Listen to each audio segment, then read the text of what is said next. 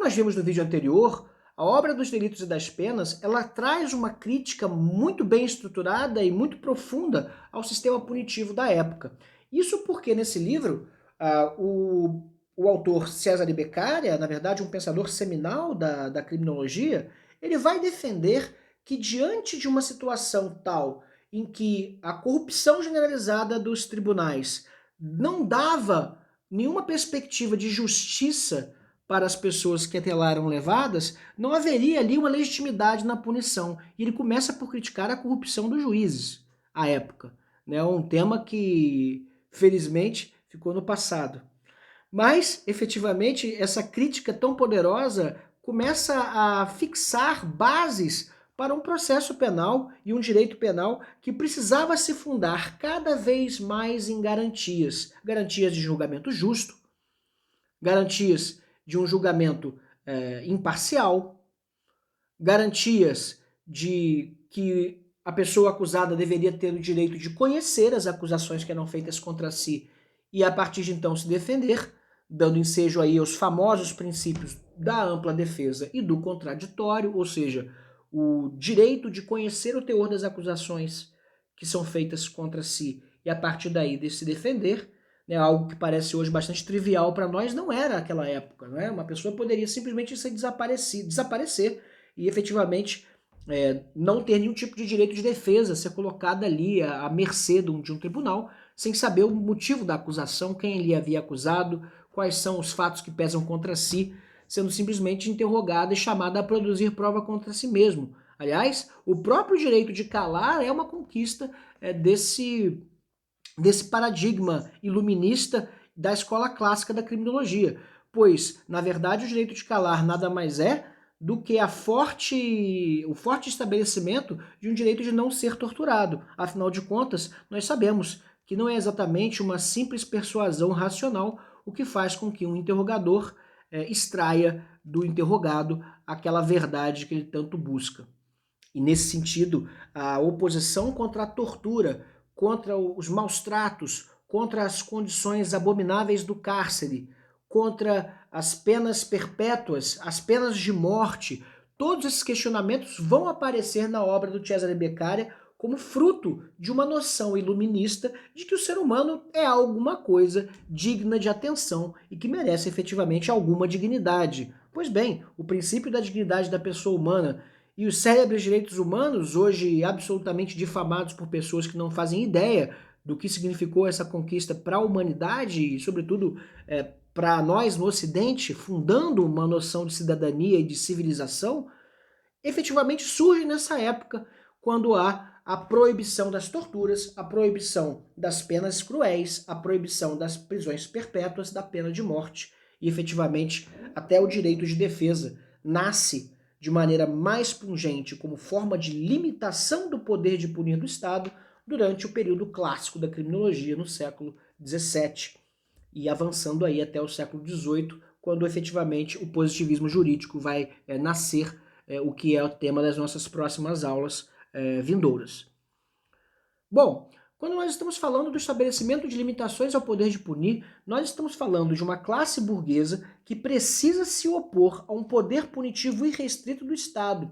E tomar o poder através de um discurso ou de uma filosofia passa pela noção de esvaziar o poder do Estado para puni-la, para apreender seus bens, para efetivamente criar ingerências nos seus negócios. Não é muito diferente do discurso liberal de hoje. Na verdade, é a matriz desse discurso.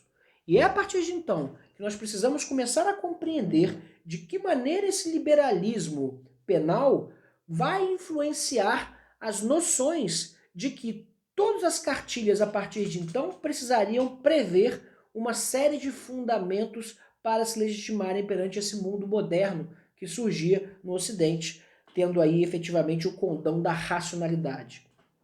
Essa modificação simbólica é tão extrema que até hoje nós temos os resquícios de uma simbologia iluminista nas nossas universidades, por exemplo. Quem nunca viu em uma universidade o símbolo de um archote, né, algo como uma tocha, com uma chama queimando, né? nada mais nada menos do que um instrumento de iluminação, ou seja, o conhecimento científico, o saber, os estudos, as universidades como fontes de luz, ao passo que, em oposição, o conhecimento, por assim dizer, o conhecimento não laico, né, o conhecimento apenas passado pelo clero, na verdade as noções religiosas, na verdade as noções de dogmática religiosas trazidas para o processo e para o direito penal como algo a ser banido para as trevas, né, ou como a ignorância como treva, o medievo como treva e, não menos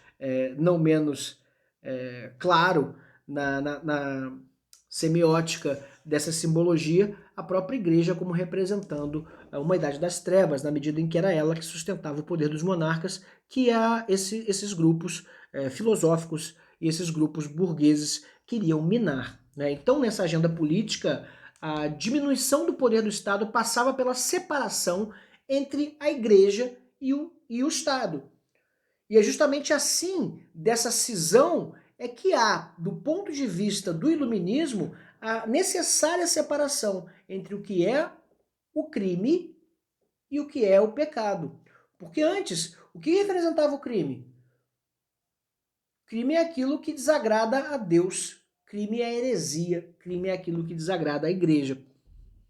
Por outro lado, nós precisávamos agora, nesse âmbito de preocupações, separar a noção seminal de que havia, então, um pecado original a partir do qual todos os homens seriam pecadores, portanto, sujeitos à ação da igreja. É muito mais interessante pensar para esse grupo de pensadores que todo homem e toda mulher tem um livre-arbítrio e a partir disso, dessa liberdade originária, é que irá efetivamente escolher ou não romper com o pacto social.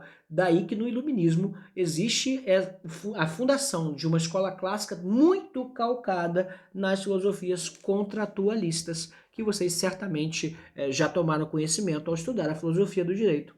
É justamente nesses filósofos contratualistas que se encontra a legitimação de um indivíduo. Perceba que essa também é uma noção bastante iluminista. Um indivíduo que escolhe se opor. Um indivíduo que escolhe praticar o delito. Não aqui movido por um culto ao diabo, não seduzido por súcubos ou íncubos, não aqui efetivamente servindo ao Beelzebu, mas efetivamente servindo-se de seu próprio livre-arbítrio, de seu próprio poder de decisão, seu próprio poder de escolha. Quem pratica crime escolheu praticar o crime.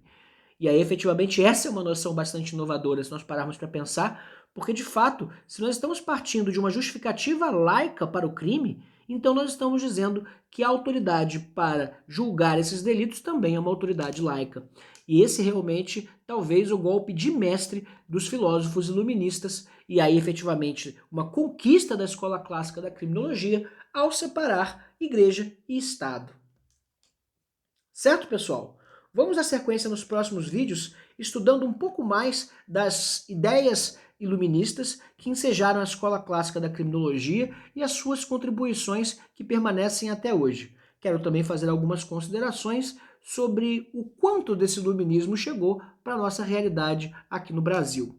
Certo, pessoal? Vamos para o próximo vídeo, espero que vocês continuem conosco.